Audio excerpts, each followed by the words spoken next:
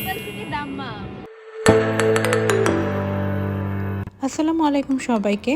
আজকে আমরা যাচ্ছি গ্লোবাল সিটি দাম্মাম। আমাদের কেএফইউপিএম ক্যাম্পাস থেকে অনলি 40 মিনিটস কার জার্নির মাধ্যমে কিন্তু আমরা গ্লোবাল সিটি অফ দাম্মামে পৌঁছে গিয়েছি, যেটা কিনা সৌদি আরবের ইস্টার্ন প্রভিন্স দাম্মামে অবস্থিত।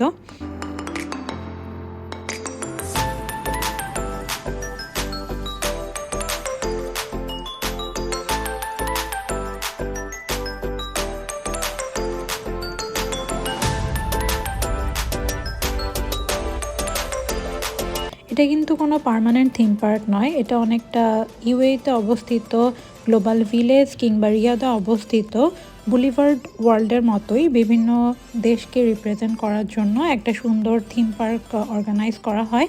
সাধারণত উইন্টার সিজন নভেম্বর থেকে মার্চের দিকে এটা আয়োজন করা হয়ে থাকে। তো এখানে বিভিন্ন কান্ট্রির প্যাভিলিয়ন, বিভিন্ন শো এবং নতুন সেট আপের মাধ্যমে প্রত্যেকটা সিজনে কিন্তু গ্লোবাল সিটি দাম্মামের আয়োজনটা করা হয়ে থাকে।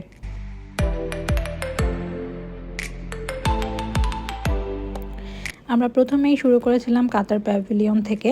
তো বর্তমানে যতগুলো কান্ট্রির প্যাভিলিয়ন গ্লোবাল সিটি দাম্মামে আছে এবং আমরা যা যা এক্সপ্লোর করেছি সেটাই আমি আজকে আমার ভিডিওর মাধ্যমে তুলে ধরবো।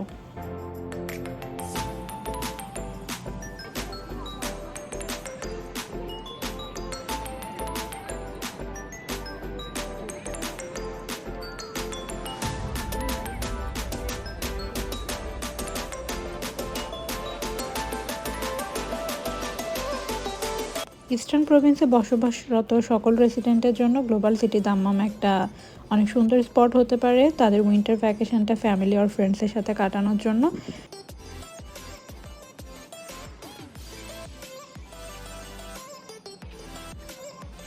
প্রতিটি কান্ট্রি প্যাভিলিয়নে কিন্তু তাদের ট্র্যাডিশনাল জিনিসগুলো এখানে সেল এবং ডিসপ্লে করছে।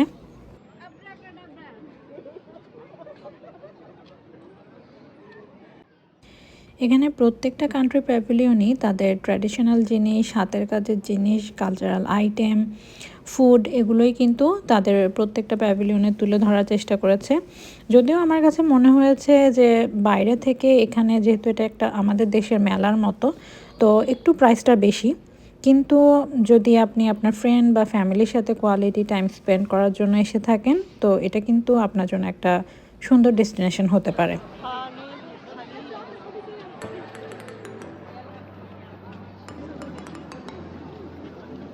গ্লোবাল সিটি দাম্মাম কোনো নির্দিষ্ট পার্মানেন্ট এরিয়া না হলেও কিন্তু প্রতি সিজনেই আনুমানিক 10 থেকে 15 একর জায়গা জুড়ে পুরো সেট আপটা করা হয়। তো এখানে একটা আর্টিফিশিয়াল লেকের পাশে অনেকগুলো ফ্লোটিং রেস্টুরেন্টের ব্যবস্থা করা হয়েছে। যেহেতু অনেক বড় একটা এরিয়া এবং ফ্যামিলি সহ আসলে আপনাকে অনেক সময় নিয়ে আসতে হবে, তো এই রেস্টুরেন্টগুলো কিন্তু তখন আপনাদের রেস্টের জন্য, ফুড আইটেম এক্সপ্লোর করার জন্য একটা সুন্দর স্পট হতে পারে।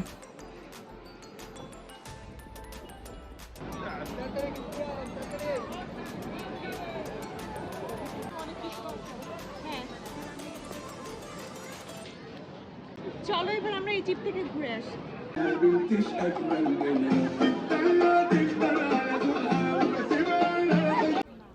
একদমই তাই, কোনো রকম পাসপোর্ট ভিসা ছাড়াই পায়ে হেঁটে আমরা কিন্তু অনেকগুলো দেশ ঘুরে আসলাম।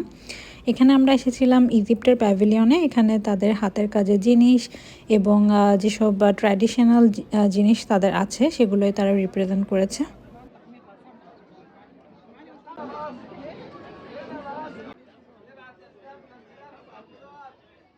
প্রত্যেকটা কান্ট্রি প্যাভিলিয়ন এক্সপ্লোর করার সময় আমার কিন্তু আমাদের দেশের মেলার কথা মনে পড়ে গেল। আমাদের যে সিজনাল অথবা বৈশাখী মেলা হতো সেরকমই অনেকটা, কিন্তু প্রাইসটা অনেক বেশি।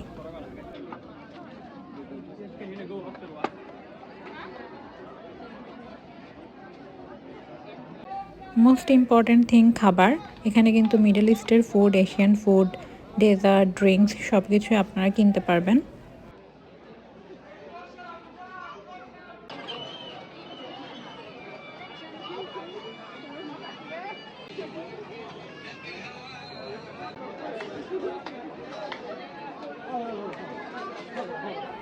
ইজিপ্টের প্যাভিলিয়ন সহ সবগুলো প্যাভিলিয়নই অনেক বড় ছিল, তবে আমি স্বল্প সময়ে প্রত্যেকটা প্যাভিলিয়নই তুলে ধরার চেষ্টা করেছি।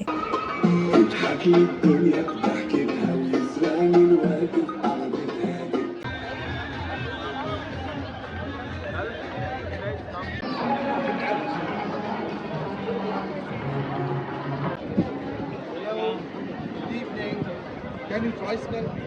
Give me 1 minute.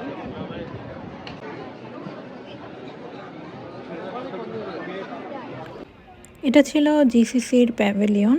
আমাদের দেশে যেরকম উপমহাদেশের কান্ট্রিগুলোর মধ্যে অনেক সিমিলারিটিস দেখা যায়, জিসিসির আন্ডারে কান্ট্রিগুলোর কালচারের মধ্যেও কিন্তু অনেক সিমিলারিটিস।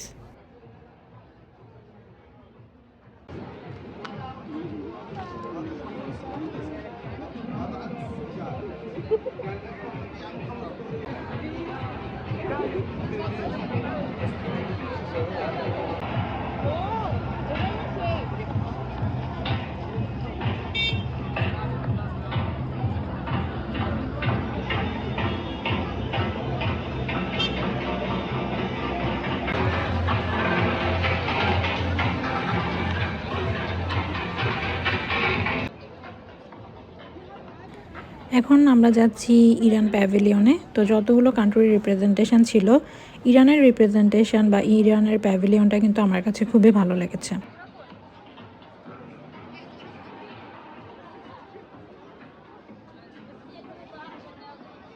প্রতি দেশ দিয়েই একটা একটা রিলস হবে, মানে এরকম অবস্থা।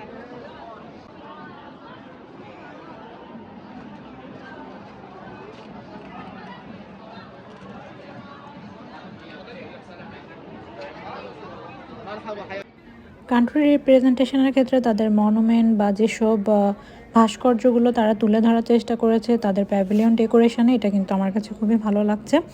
যেমন মিশরের ক্ষেত্রে আমরা দেখেছি পিরামিড বা ফেরাউনের যেই মূর্তিগুলো ছিল, সেরকম ইরানেও কিন্তু এরকম অনেক কিছুই তুলে ধরা হয়েছে।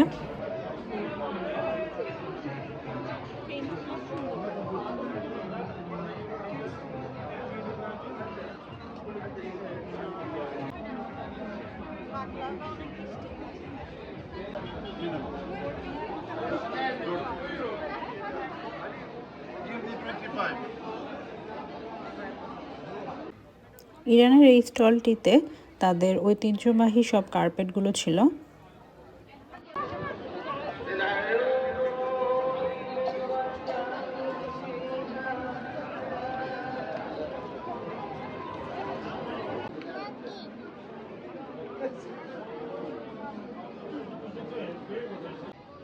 এবার আমরা এক্সপ্লোর করতে যাচ্ছি থাইল্যান্ড। যেহেতু উইন্টার সিজন এবং ইভিনিং টাইম, সেজন্য কিন্তু এখানে অনেক বেশি পরিমাণে মানুষ।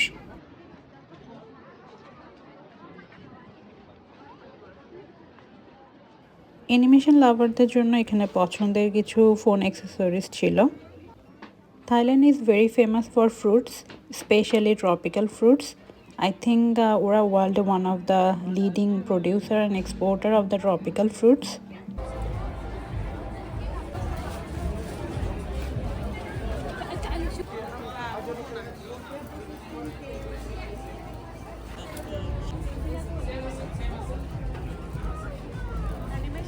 উপরে যে দেখতেছো না এগুলো, তারপর এগুলো এক একটা অ্যানিমেশন ক্যারেক্টার।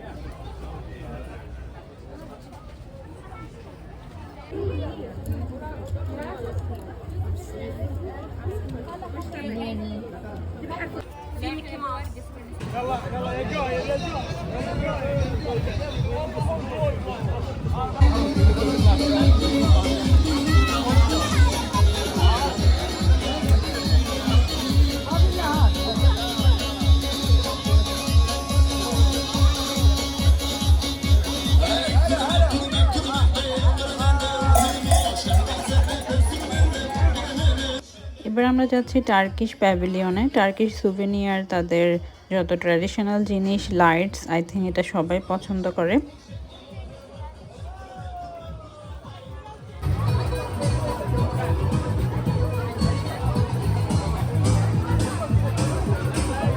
এখানে কিন্তু টার্কিশ ড্যান্সিং আইসক্রিমেরও স্টল ছিল, যেটা কিনা তাদের দেশের দোন্দুরমা বলা হয়, এবং বিক্রেতারা নাচ, গান, কৌতুকের মাধ্যমে এই আইসক্রিমগুলো পরিবেশন করে থাকেন।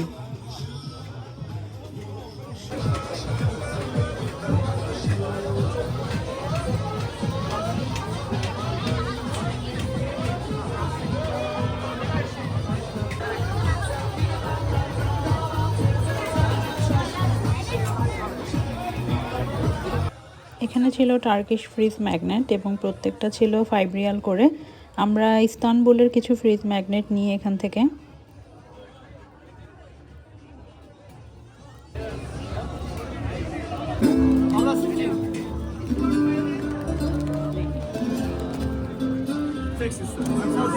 টার্কিশ সুভেনিয়ারগুলোর মধ্যে খুবই কমন ছিল টার্কিশ ওয়ান আই, যেটা কিনা নাজার বঞ্জুকু বলা হয়। এটা তারা রক্ষা কবচ হিসেবে মনে করে, এবং তারা কিন্তু তাদের যত ব্রেসলেট, নেকলেস এবং কালচারাল ফেস্টিভ্যাল ডেকোরেশনে এই ওয়ান আইটা ব্যবহার করে থাকে।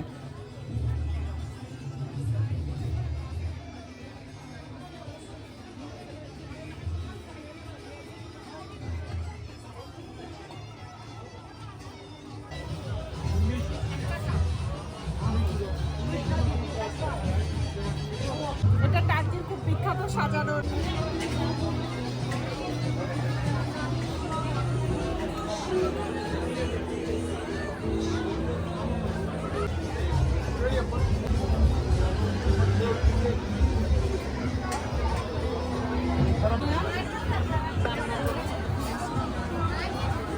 অনেক সুন্দর। এখানে খাবারের জন্য অনেক স্টল ছিল এবং বসার জায়গাও ছিল। তো ঘুরতে ঘুরতে আপনারা ক্লান্ত হয়ে গেলে কিন্তু এখান থেকে একটু যাত্রা বিরতি নিতেই পারেন।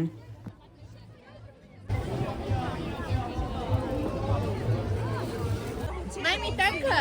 মানে কি? I have no money. We too. মানে বাচ্চাদের জন্য কিন্তু অনেক small rides, games, activity zone ছিল, ফটো জোনও ছিল। আমরা একটু পরে সেটাও দেখতে পারবো।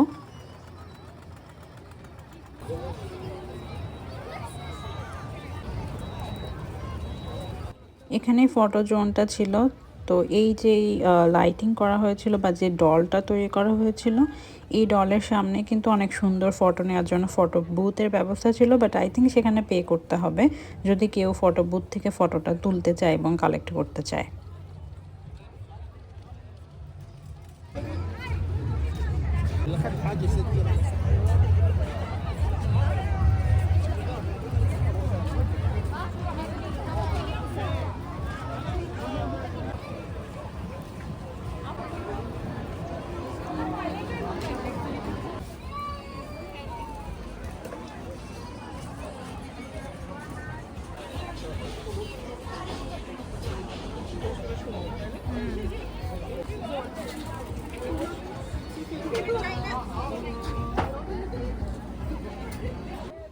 চীন প্যাভিলিয়নে বাচ্চাদের জন্য অনেকগুলো স্টল ছিল। যারা অ্যানিমেশন লাভার তারা কিন্তু এখান থেকে অনেক সুভেনিয়ার কালেক্ট করতে পারবে।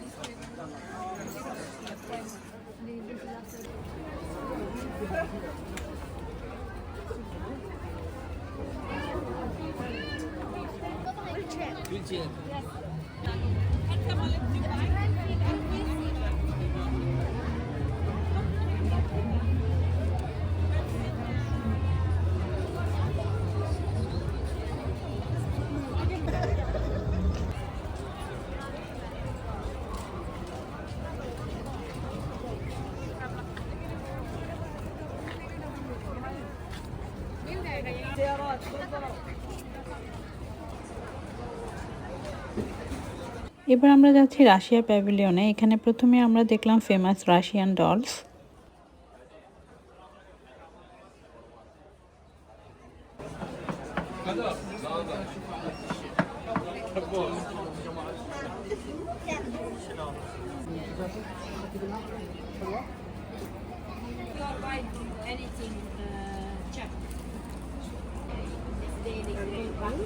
Yes, with argan.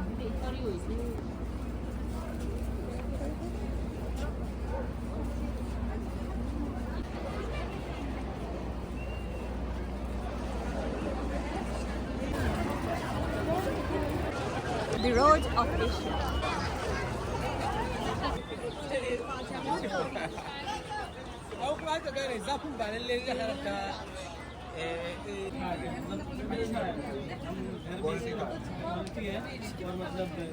हम इसको 100 पीस में बहुत ही देखने में बहुत ही traditional Vietnamese dishes. It's 105, and I discount for you 50. Korean লাগতো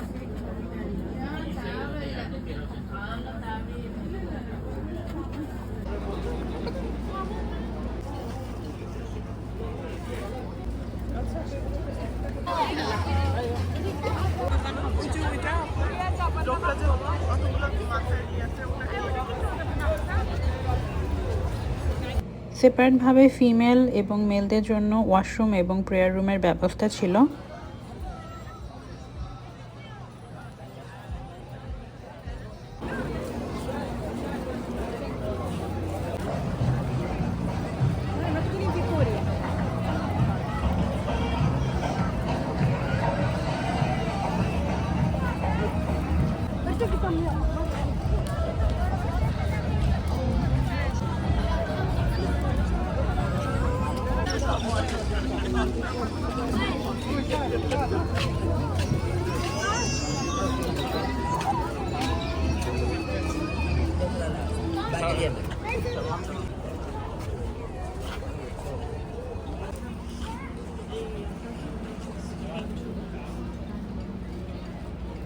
এই ল্যাম্পগুলো না টার্কিশ এরকম হইতে পারে এমনও হতে পারে যে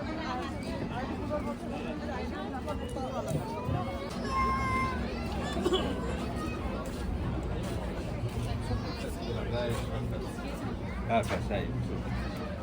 Difference. Nah. Itu kanan yuk. আসলে কোনো কান্ট্রি খুব একটা ডিফারেন্ট না, মিল আছে মনে হয় যেন কালচার। আরো আসবে অনেক কামিং স্মার্ট গ্রে ইভেন্টস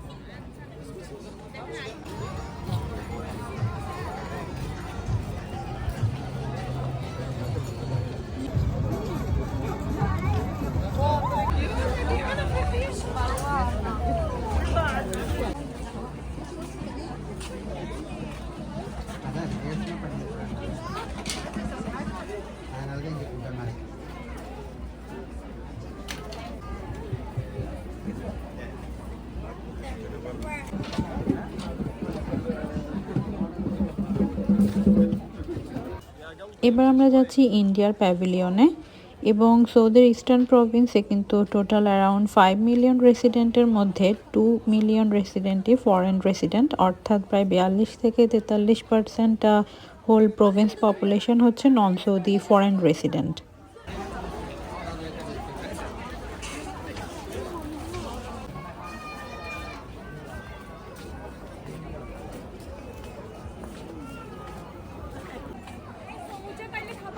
খাবো।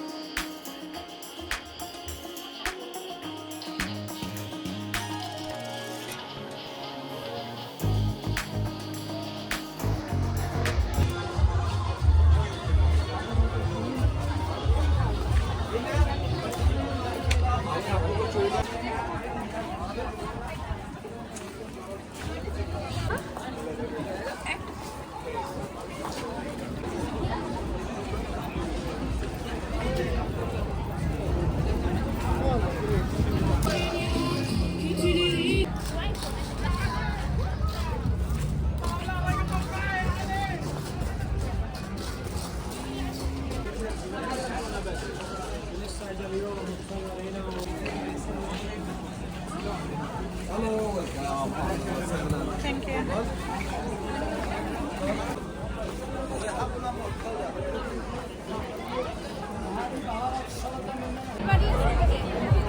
চলো যাই,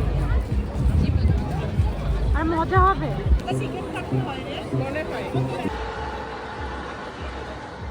এখানে কিন্তু বড়দের জন্য অনেক অ্যাক্টিভিটিস এবং গেমসের ব্যবস্থা ছিল, গোস্ট হাউস ছিল, কিন্তু আই থিঙ্ক এখানে সেপারেটলি টিকিটের ব্যবস্থা করতে হবে। তো আপনারা যখন আসবেন সময় নিয়ে আসবেন, আমাদের সময় স্বল্পতার জন্য আমরা কিন্তু সবগুলো রাইড এক্সপ্লোর করতে পারিনি।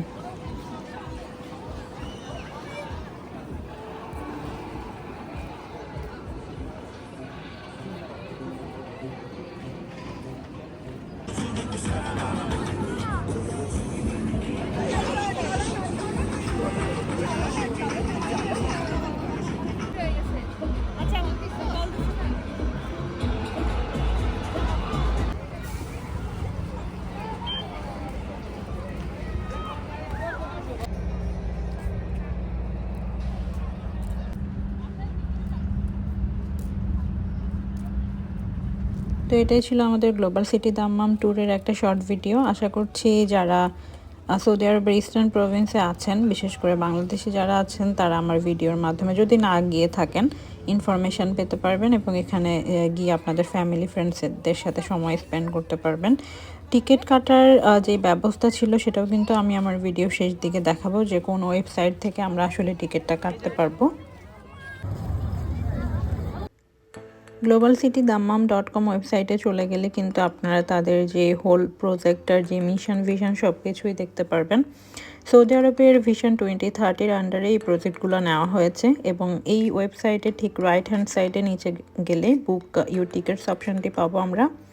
এখান থেকে চলে যাব সরাসরি uibook.com-এ। এটা কিন্তু ফোনেও আমরা এই অ্যাপসটা ইনস্টল করতে পারি এবং uibook.com থেকে আমরা টিকিটটা সংগ্রহ করতে পারি। অ্যারাউন্ড 20 to 25 রিয়ালের মধ্যে আমরা পার পারসন টিকিট সংগ্রহ করতে পারবো। তো ধন্যবাদ সবাইকে আজকের ভিডিওটি দেখার জন্য। আশা করছি যে যারা গ্লোবাল সিটি দাম্মাম সম্পর্কে জানেন না এবং সৌদি আরবে বসবাস করছেন বাংলাদেশ থেকে, তাদের জন্য এটা একটা সুন্দর ডেস্টিনেশন হতে পারে উইন্টার ভ্যাকেশনটা আপনার ফ্যামিলি ফ্রেন্ড সহ কাটানোর জন্য।